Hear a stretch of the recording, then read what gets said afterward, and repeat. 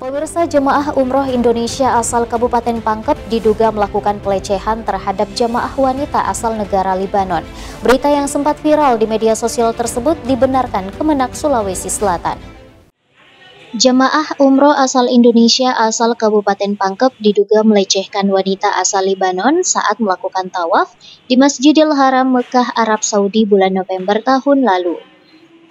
Diketahui jemaah Indonesia asal Pangkep bernama Muhammad Said, umur 26 tahun, berangkat umroh pada 23 November 2022 lalu melalui travel umroh An-Ni'mah asal Kabupaten Maros.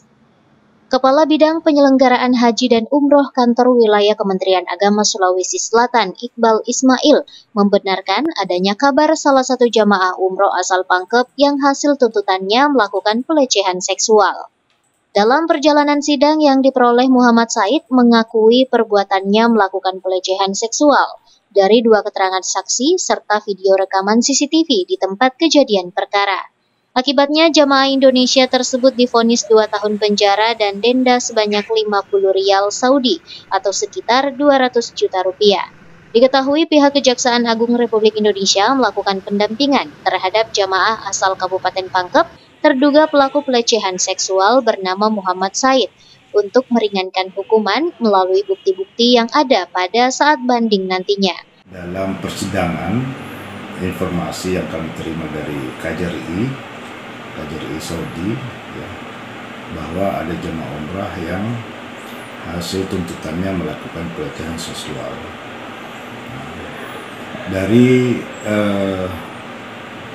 perjalanan sidang, si Muhammad Said ini ada pengakuan dan ada saksi 2 askar dan ada bukti CCTV.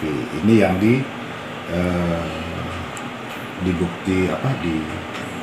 diperlihatkan dalam proses persidangan.